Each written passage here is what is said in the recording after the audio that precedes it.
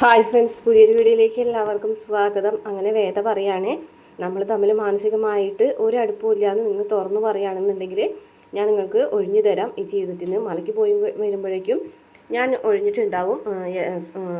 Yes or no പറയുമെന്ന് പറയും കേട്ടോ.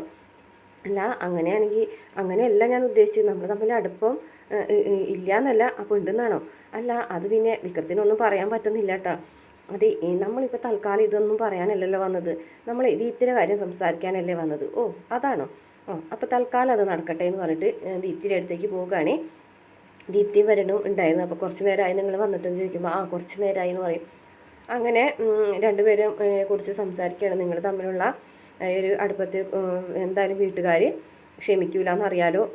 അച്ഛൻ എന്ത് പറയുന്നു എന്ന് ചോദിക്കുമ്പോൾ ആരും വീട്ടിൽ എന്നോട് മിണ്ടാറില്ല എന്ന് പറയുകയാണേ. അന്നേരം വിക്രം പറഞ്ഞിട്ട് അത് സ്വാഭാവികമാണല്ലോ, ഒരു വീട്ടിൽ രണ്ടുപേരും ഒരേ രീതിയിൽ പെരുമാറിയിട്ടുണ്ടെങ്കിൽ പിന്നെ അവർക്കത് സഹിക്കാൻ കഴിയില്ലല്ലോ എന്ന് പറയുകയാണേ. അതിനുശേഷം വേദ പറയുന്നുണ്ട്, താൽക്കാലികമായിട്ടാണെന്നുണ്ടെങ്കിൽ തൽക്കാലം നിങ്ങളുടെ കൂടെ ഞാൻ നിൽക്കുന്നു എന്ന് വീട്ടിലാരും അറിയാൻ പാടില്ല. അത് അറിഞ്ഞിട്ടുണ്ടെങ്കിൽ പിന്നീട് വലിയ പ്രശ്നമായി മാറും. ചേച്ചി സോറി ചേച്ചി, ഞാൻ അന്ന് ചേച്ചി വന്നപ്പോൾ കുറച്ച് മോശമായിട്ട് പെരുമാറി, അതൊന്നും സാറില്ല എന്ന് വേദ അങ്ങനെ പറയുകയാണേ. ശേഷം വിക്രം പറയുന്നുണ്ട്, നിങ്ങളിപ്പോൾ എടുത്തിരിക്കുന്ന തീരുമാനം പെട്ടെന്നായിട്ടുള്ളൊരു തീരുമാനമൊന്നും എടുക്കരുത്. എന്തിനും ഒരു സമയവും കാലമൊക്കെ ഉണ്ടല്ലോ, അതനുസരിച്ചിട്ട് നിങ്ങൾ കുറച്ച് കാര്യങ്ങൾ തീരുമാനിക്കാനുണ്ട്. തൽക്കാലം നിങ്ങൾ കുറച്ച് നാളത്തേക്കൊന്നൊരു ഗ്യാപ്പ് എടുക്കണം, അതായത് വിട്ടു നിൽക്കണം എന്ന് പറയാൻ കേട്ടോ. അപ്പോൾ ദീപ്തി പറയാണ്, എനിക്ക് മനസ്സിലാവുന്നില്ല ഉദ്ദേശിക്കുന്നതെന്ന് പറയണേ. അന്നേരം വിക്രം പറയുന്നുണ്ട്, ഞാൻ മലയ്ക്ക് പോയിട്ട് വരുന്നത് വരെയെങ്കിലും നിങ്ങൾ തമ്മിൽ കാണാതിരിക്കാനും സംസാരിക്കാതിരിക്കാനും ശ്രദ്ധിക്കണം എന്ന് പറയുകയാണേ. പിന്നെ വീട്ടിലുള്ളവരുടെ മുന്നിൽ നിങ്ങൾ തമ്മിലുള്ള ബന്ധം ഇപ്പോൾ ഇല്ല എന്നുള്ള രീതിയിൽ വേണം നീ പെരുമാറാമെന്ന് പറയുകയാണ് ദീപ്തിനോട്. നേരെ വരുന്നു പറയുന്നുണ്ട്, ശരി, നിങ്ങൾ പറയുന്നത് പോലെ തന്നെ ചെയ്യാം. ഞങ്ങൾ കുറച്ച് നാൾ വിട്ടു നിന്നിട്ടുണ്ടെങ്കിലും ഞങ്ങൾ തമ്മിലുള്ള അവരടുപ്പം നിലനിൽക്കുന്നുണ്ടോ എന്ന് നോക്കുകയും ചെയ്യാമല്ലോ എന്ന് പറയുകയാണേ. അങ്ങനെയാണെന്നുണ്ടെങ്കിൽ നമുക്കൊരു കാപ്പി കുടിക്കാമെന്ന് പറഞ്ഞിട്ട് വിക്രം അവരെ വിളിക്കുകയാണേ. ഇവർ 4 പേരും കൂടെ പോകുന്നത് ചന്ദ്രശേഖരൻ ഇങ്ങനെ നോക്കി നിൽക്കുന്നുണ്ട്. പിന്നെ കാണിക്കുന്നത് വിക്രം ശ്രീനിവാസൻ്റെ വീട്ടിലേക്ക് വരുന്ന സമയത്ത് പുളിക്കൻ പരിഹസിക്കുകയാണ് കേട്ടോ. വിക്രംസ്വാമി ഇങ്ങോട്ടൊന്നും കാണാനില്ലല്ലോ, താലി കെട്ടിയ ആൾക്കാർ ഇങ്ങനെ മാറുമെന്ന് ഞാൻ വിചാരിച്ചിട്ടില്ല എന്ന് പറയട്ടെ. പിന്നെ പറയുന്നുണ്ട്, അതെ, ഈ ഒരു പെണ്ണിന് താലി കെട്ടിയെന്ന് വിചാരിച്ചിട്ടേ ആ പെണ്ണ് പറയുന്നതൊക്കെ അനുസരിച്ച് ജീവിക്കണമെന്നില്ല.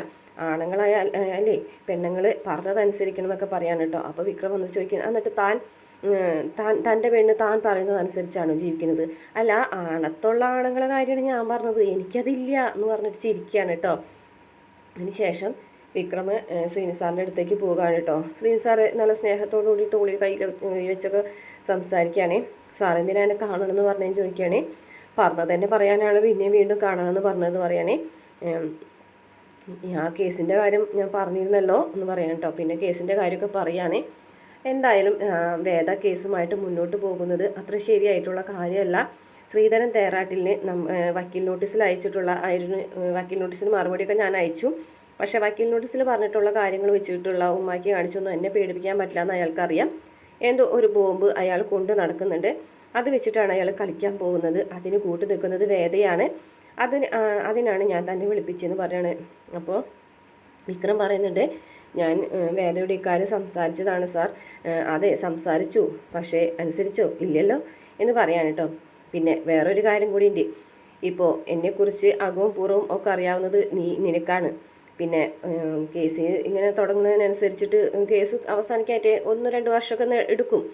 അതിൻ്റെ ഉള്ളിൽ നിങ്ങൾ അടുപ്പം കൂടി നിങ്ങൾ രണ്ടുപേരും ഭാര്യ ഭർത്താക്കന്മാരായി ജീവിച്ചു തുടങ്ങി. അതിൻ്റെ ഉള്ളിൽ നിനക്ക് എന്തെങ്കിലുമൊക്കെ വേദയോട് തുറന്ന് പറയണമെന്ന് തോന്നിയിട്ടുണ്ടെങ്കിൽ എന്ന് പറയാം കേട്ടോ. അപ്പോൾ വിക്രം പറയും, സാർ എന്നെ അങ്ങനെയാണോ കരുതിയിട്ടുള്ളത് എന്ന് ചോദിക്കുകയാണേ. ഞാൻ അതല്ലടാ പറഞ്ഞത്, ഈ പ്രേമം എന്ന് പറഞ്ഞ സാധനത്തിൽ നമ്മളെ എങ്ങനെ വേണമെങ്കിലും മാറ്റാൻ പറ്റും. പണ്ട് ഒരു കഥ ഞാൻ പറഞ്ഞു തരാം എന്ന് പറഞ്ഞിട്ടൊരു കാര്യമൊക്കെ പറഞ്ഞു കേട്ടോ. പ്രേമം എന്നെ ചെറുതാക്കുമെങ്കിൽ ഒരു മൺതരിയോളം ഞാൻ ചെറുതായിക്കോട്ടെ എന്നൊക്കെ പറഞ്ഞിട്ടുള്ളതൊക്കെ അറിയൂലേ എന്ന് ചോദിക്കാൻ കേട്ടോ. പ്രേമം മനുഷ്യനെ മാറ്റും, ഉറപ്പായിട്ടും മാറ്റും. നിങ്ങൾക്കിടയിൽ അങ്ങനെ ഒരു ജീവിതം വന്നു. വിക്രത്തിന് വേദയോട് അങ്ങനെ ഒരു പ്രണയമൊക്കെ തോന്നി തുടങ്ങി കഴിഞ്ഞിട്ടുണ്ടെങ്കിൽ കുറച്ച് നാൾ കഴിയുമ്പോൾ എല്ലാം തുറന്നു പറയാനൊരു തോന്നൽ വിക്രത്തിന് വേദയുടെ മുന്നിൽ വന്നിട്ടുണ്ടെങ്കിൽ അതൊരു പ്രശ്നമാണെന്ന് പറയട്ടെ. സാറ് തന്നെ വിശ്വാസമില്ലേന്ന് ചോദിക്കാനായിട്ട്. വിശ്വാസക്കുറവൊന്നുമല്ല, എന്തായാലും വേദ ഇതിൽ ഇടപെടരുത്, അത്രയേ ഉള്ളൂ. ഞാൻ വേദയോട് സംസാരിക്കാമെന്ന് പറഞ്ഞിട്ട് നേരെ വർക്ക്ഷോപ്പിലേക്ക് വരികയാണേ. വർക്ക്ഷോപ്പിൽ വന്നിട്ട് രാജേട്ടനൊക്കെ പറയുന്നുണ്ട്, എന്നാലും വേദ ഒരു സാധാരണ വക്കീലല്ലേ, ഈ സാധാരണ വക്കീലിനെ ഈ ശ്രീനി സാറിന് എന്തിനാണ് പേടിക്കുന്നത്? വലിയ കൊലകൊമ്പന്മാരായിട്ടുള്ള വക്കീലിനെ കൊണ്ടുവന്ന് വാദിക്കാനുള്ള പ്രാപ്തി ശ്രീനി സാറിനുണ്ടല്ലോ എന്ന് പറയാണ് കേട്ടോ. എന്തായാലും ഇതിലെന്തോ കള്ളത്തരം ഉണ്ടെന്ന് പറയാണ്. അപ്പോൾ രാജേട്ടൻ ചോദിക്കുകയാണ്, അതെ ഞാനൊരു കാര്യം ചോദിച്ചോട്ടെ, ഈ എന്തെങ്കിലും ഒരു സാഹചര്യത്തിൽ വേദയെ അല്ലെങ്കിൽ ശ്രീകാര്യ ശ്രീനിവാസനെ തിരഞ്ഞെടുക്കേണ്ട ഒരു അവസ്ഥ വന്നിട്ടുണ്ടെങ്കിൽ നീ ആരെ തിരഞ്ഞെടുക്കും എന്ന് ചോദിക്കുകയാണ്. അപ്പോൾ വിക്രം ഒന്നും അറിയാതാവുമ്പോൾ ജോസഫ് പറയുന്നുണ്ട്, അതെ ഒരു വർഷം മുമ്പായിരുന്നെങ്കിൽ ഒറ്റയടിക്ക് പറഞ്ഞേനെ നമ്മുടെ ശ്രീനി സാറിനേന്ന്, പക്ഷേ ഇപ്പോൾ അത് പറയാനുള്ള അവസ്ഥയിലല്ല അല്ലേ എന്ന് ചോദിക്കുകയാണ് കേട്ടോ. അപ്പോൾ വിക്രം ഇങ്ങനെ ചിരിക്കുകയാണ്. അപ്പോൾ കാര്യങ്ങൾ മനസ്സിലായി ഏത് രീതിയിലാണ് പോക്കുന്നുള്ളത്. വേദയെ ഉപേക്ഷിക്കാൻ പറ്റില്ല, അത് ഉറപ്പായിട്ടുള്ള കാര്യമാണ്. അപ്പോൾ നമ്മുടെ അനിയൻകുട്ടൻ പറയുന്നുണ്ട്, നിങ്ങൾ തമ്മിലുള്ള പ്രേമം പടർന്ന് പന്തലിക്കട്ടെ, അതിൽ കായ്കളും ഉണ്ടാവട്ടെ കേട്ടോ എന്നൊക്കെ പറഞ്ഞിട്ട് പരിഹസിക്കുകയും കളിയൊക്കെ ചെയ്യുന്നുണ്ട് കേട്ടോ. വിക്രം ഇതൊക്കെ കേട്ടിട്ട് പറയുന്നുണ്ട്, പറഞ്ഞത് ശരി തന്നെയാണ്, ഒരു വർഷത്തിന് മുമ്പായിരുന്നെങ്കിൽ ഞാൻ അങ്ങനെ തന്നെ പറയുള്ളൂ, പക്ഷേ ഇപ്പോൾ ഈ ഒരു വർഷം അവൾ എൻ്റെ ഭാര്യയായി ജീവിച്ചപ്പോൾ അങ്ങനെ ഒരു അടുപ്പം എനിക്ക് അവളോട് തോന്നുന്നുണ്ടെന്നുള്ളത് സത്യം തന്നെയാണ്. പക്ഷേ അത് അവളായിട്ട് ഇല്ലാതാക്കുമല്ലോ എന്ന് ആലോചിക്കുമ്പോൾ എനിക്ക് വിഷമം തോന്നുന്നുണ്ട് എന്ന് പറയാൻ കേട്ടോ. എടാ അങ്ങനെയൊന്നുമില്ല, ഇതൊരു കേസല്ലേ, നീ ഒരു കാര്യം ചെയ്യ്, ശ്രീനി സാറിനോട് പറയും വേദയുടെ പ്രൊഫഷണൽ ലൈഫിൽ ഇടപെടാൻ പറ്റൂല എന്നുള്ള കാര്യം. അങ്ങനെ അവർ പറഞ്ഞ് മനസ്സിലാക്കുകയാണേ. പിന്നെ കാണിക്കുന്നത് വേദന കൂട്ടിക്കൊണ്ടുപോകാനായിട്ട് വരികയാണ് കേട്ടോ. ഇതെന്താ ഇവിടെ വന്ന് നിൽക്കുന്നത്, എന്നെ കൂട്ടിക്കൊണ്ടുപോകാനായിട്ടോ? അതെ, ഞാൻ താലി കെട്ടിയൊരു പെണ്ണുണ്ടല്ലോ ഇവിടെ, ആ പെണ്ണ് വീട്ടിലേക്കാണല്ലോ പോകുന്നത്, അപ്പം ഞാനും വീട്ടിലേക്കാണ് പോകുന്നത്, അപ്പോൾ കൂട്ടിക്കൊണ്ടുപോകാമെന്ന് വിചാരിച്ചു. എന്താ തെറ്റായി പോയോ? ഓ ഇല്ലില്ല, അങ്ങനെയുള്ള തോന്നലുകളൊക്കെ ഉണ്ടോ? ഇതങ്ങനെയുള്ള വരവാണെന്ന് തോന്നില്ലല്ലോ, എന്തോ ഒരു കാര്യം സാധിക്കാനുണ്ടെന്നാണ് എനിക്ക് തോന്നുന്നതെന്ന് പറയട്ടോ.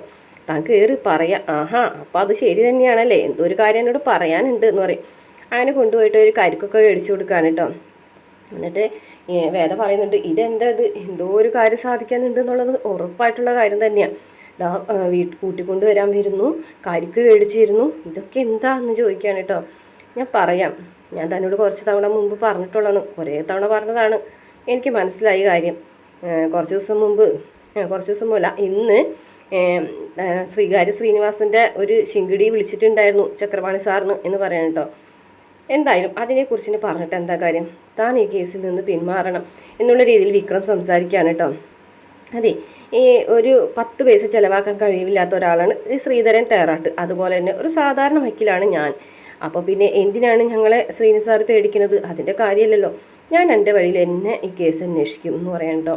നീ ഇതിൽ നിന്ന് പിന്മാറില്ലേ എന്ന് ചോദിക്കാൻ കേട്ടോ. ഇല്ല, പിന്മാറില്ല, ആ കാര്യത്തിൽ ഒരു സംശയം വേണ്ട. നിന്നോട് ശ്രീനി സാറിന് സ്നേഹവും വാത്സല്യമാണെന്ന് പറയുമ്പോൾ ആ താടിക്കാരൻ്റെ സ്നേഹവും വാത്സല്യമൊന്നും എനിക്ക് വേണ്ട കേട്ടോ എന്ന് ഉറപ്പിച്ച് തന്നെ പറയാൻ കേട്ടോ വേദ. അപ്പോൾ വിക്രത്തിനാണെന്നുണ്ടെങ്കിൽ വേറെ പറഞ്ഞിട്ട് കാര്യമില്ല എന്ന് മനസ്സിലാവാണ്. വേദ പറഞ്ഞിട്ട് ഈ കാര്യത്തിൽ ഇനി പിന്നോട്ടില്ല, ഈ കേസ് ഞാൻ വാദിക്കുക തന്നെ ചെയ്യും, ആ കാര്യത്തിൽ ഒരു സംശയം വേണ്ട. ഒരു കാര്യം വേഗം പോയി കേട്ടേ, കരിക്കിൻ്റെ കാശ് കൊടുക്ക്, നമുക്ക് വീട്ടിലേക്ക് പോകാം. അങ്ങനെ വിക്രം പോയിട്ട് ആ കരിക്കിൻ്റെ കാശ് കൊടുത്തിട്ട് 2 പേരും കൂടി വീട്ടിലേക്ക് വരുമ്പോഴേക്കും അപ്പോൾ മോള് വേദന വന്ന് കെട്ടിപ്പിടിക്കാൻ കേട്ടോ. വേദ ചെറിയമ്മ, ആഹാ മോള് വന്നോ, എപ്പോൾ വന്നു എന്നൊക്കെ ചോദിക്കുമ്പോൾ അച്ഛനാ എന്നെ കൊണ്ടുവന്നതെന്ന് പറയും കേട്ടോ. അയ്യോ മോള് വന്നത് ചെറിയമ്മയ്ക്ക് അറിയില്ലായിരുന്നു, അല്ലെങ്കിൽ മിഠായും പലഹാരമൊക്കെ വാങ്ങിച്ചിട്ട് വന്നേനെ. അയ്യോ പലഹാരമൊക്കെ എന്തിനാ പുറത്തുനിന്ന്, അമ്മയുടെ കമ്പനിയിൽ പലഹാരങ്ങളൊക്കെ ഇഷ്ടം പോലെ ഉണ്ടല്ലോ. ഓ അത് ശരിയാണെന്ന് പറയട്ടോ. എന്താ ചെറിയച്ഛൻ എന്നോട് മിണ്ടാത്തത് എന്ന് ചോദിക്കുമ്പോൾ, നീയല്ലേ എന്നോട് മിണ്ടാത്തത്, നിനക്കിപ്പോൾ വേദ ചെറിയമ്മ മതിയല്ലോ, നീ ഓടി വന്നത് വേദ ചെറിയമ്മരെ എത്തിക്കല്ലേ. അപ്പോൾ വേദ പറയട്ടു, അതെ മോൾ ഓടി വന്ന് വേദ ചെറിയമ്മയെ കെട്ടിപ്പിടിച്ചില്ലേ, അതെ അത് ഇഷ്ടപ്പെട്ടിട്ടില്ല എന്ന് പറയട്ടോ, അസൂയാന്ന് പറയും. അപ്പോൾ വിക്രം പറയും, സാമ്യമാർക്ക് അസൂയ ഉണ്ടാവൂ? ഇല്ല. അപ്പോൾ ആരാണിപ്പോൾ കള്ളം പറഞ്ഞത്? വേദ ചെറിയമ്മ ആണോ? അപ്പോൾ കള്ളത്തരം ചെയ്യുന്നത് ആരാ? വേദ ചെറിയമ്മ എന്ന് പറഞ്ഞിട്ട് കൊച്ചു ഓടും കേട്ടോ. കൊച്ചിൻ്റെ പിന്നെ കൂടെ ഓടി ചെന്നിട്ട് വേദ കളിപ്പിക്കുകയാണേ. ആരടി കള്ളം പറഞ്ഞത്, പറയടി ആരടി കള്ളം പറഞ്ഞതെന്നൊക്കെ പറയുകയാണേ. അതിന് ശേഷം അപ്പോഴേക്ക് ശ്രീജ വരികയാണ്. ശ്രീജ ആഹാ വന്നപ്പോഴേക്ക് ശല്യം തുടങ്ങിയോ, ഇതൊക്കെ ഒരു സന്തോഷമല്ലേ ചേച്ചി എന്ന് പറയുകയാണേ. അതെ നിങ്ങളുടെ കാര്യമാണ് പറഞ്ഞുകൊണ്ടിരുന്നത്, നമ്മളെ നാളെ എന്തായാലും യാത്ര പോകല്ലേ, അതിനെക്കുറിച്ച് സംസാരിക്കുകയാണ്, വായു 2 പേരെന്ന് പറയുകയാണേ. അങ്ങനെ അവരകത്തേക്ക് പോകുമ്പോൾ വേദ പറയുകയാണേ, ഈ ഒരു യാത്ര പ്ലാൻ ചെയ്തത് തന്നെ വിക്രം നല്ല ഒരു കുട്ടിയായി മാറാൻ വേണ്ടിയിട്ടാണ് കേട്ടോ. ശ്രീകാര്യ ശ്രീനിവാസൻ്റെ പിടിയിൽ നിന്ന് പൂർണ്ണമായും മാറി നല്ലൊരു കുട്ടിയായിട്ട് മാറാൻ വേണ്ടിയിട്ടാണ് ഈ മലയ്ക്ക് പോകും ഈ യാത്രയൊക്കെ. അങ്ങനെ മാറിയില്ലെങ്കിൽ ചോദിക്കാൻ കേട്ടോ വിക്രം, ഈ മൂക്ക് ഞാനങ്ങ് ചെത്തിയെടുക്കും എന്ന് പറയാൻ കേട്ടോ. ഈ യാത്ര അതുപോലെ ഈ മലയ്ക്ക് പോക്കൊക്കെ കഴിഞ്ഞ് വരുമ്പോൾ പൂർണ്ണമായും മറ്റൊരാളായിട്ട് മാറണം, ഉറപ്പുണ്ടോ? അങ്ങനെ ഉറപ്പുണ്ട് എന്ന് പറയട്ടോ. അപ്പോൾ ഒരു സർപ്രൈസ് ഞാൻ ഒരുക്കി വെച്ചിട്ടുണ്ട് എന്ന് പറയട്ടോ. എന്തായാലും ഈ യാത്ര കഴിഞ്ഞ് വരുമ്പോഴേക്കും മലയ്ക്ക് പോയിട്ട് വരുമ്പോഴത്തേക്കും വിക്രം പൂർണ്ണമായിട്ടൊരു നല്ല മനുഷ്യനാവും എന്ന് പറയുമ്പോൾ പറയുന്നത് കാണിച്ചുകൊണ്ട് ഇന്നത്തെ എപ്പിസോഡ് അവസാനിക്കുകയാണ്. ഇഷ്ടപ്പെട്ട